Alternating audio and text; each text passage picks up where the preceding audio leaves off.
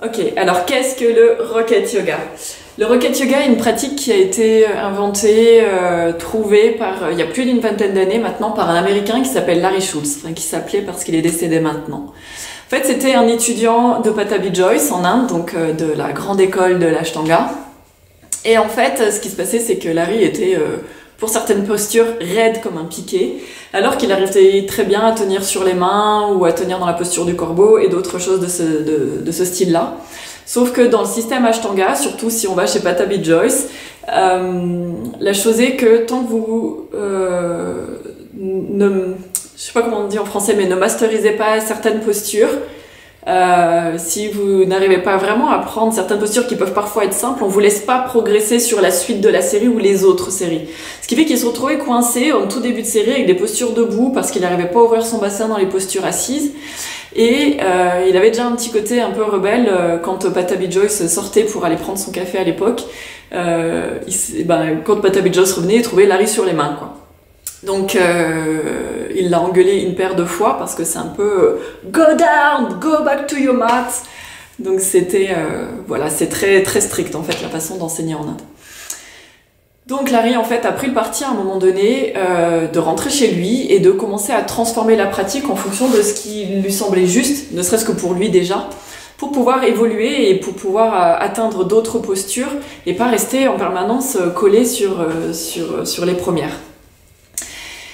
Il a commencé à enseigner ça aux États-Unis dans la région de San Francisco, là où il habitait, jusqu'à un jour où il a été contacté par les Grateful Dead parce qu'il voulait prendre un cours d'Ashtanga.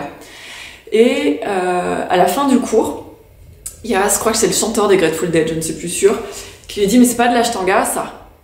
Et Larry il le regarde un peu « ah bon, qu'est-ce que c'est ?» Et il fait « c'est du Rocket Yoga ». Et Larry il dit « mais pourquoi ?» Il fait « because it gets you there faster ». Parce que ça t'amène plus loin, plus vite, en gros. Et du coup, Larry, il a laissé descendre ça, et avec l'accord de cette personne, qui était, je crois, le chanteur des Grateful Dead, je suis plus sûre, il a pris le nom du Rocket Yoga.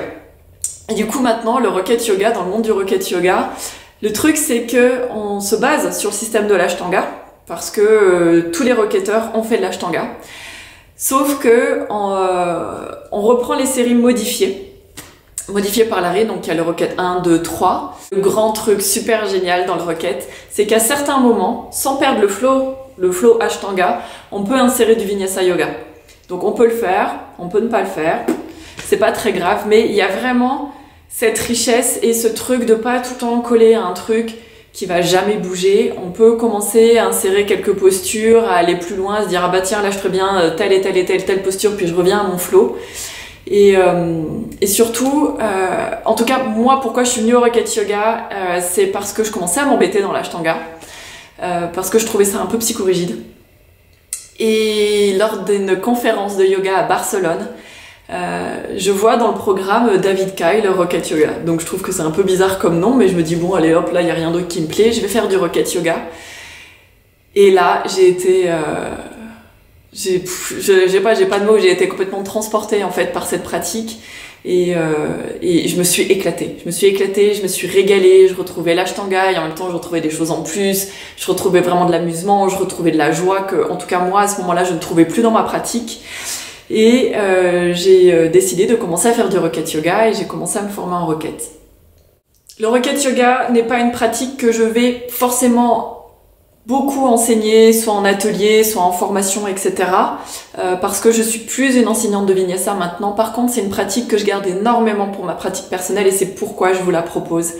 Parce que toutes les pratiques qui sont dérivées de l'Ashtanga, donc enfin c'est surtout le Rocket Yoga ou l'Ashtanga, apprennent vraiment une façon de respirer, apprennent la façon de regarder, apprennent à contracter le ventre.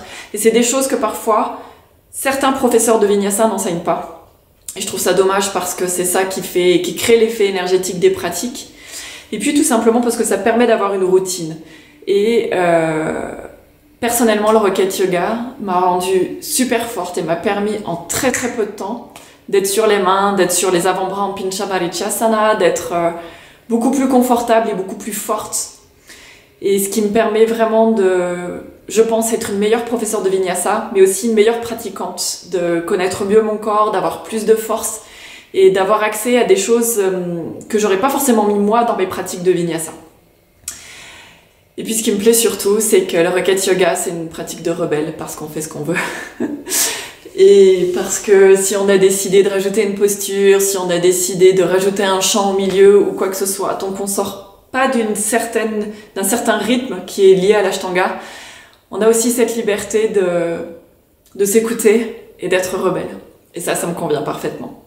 Alors voilà le Rocket Yoga, because it gets you there faster.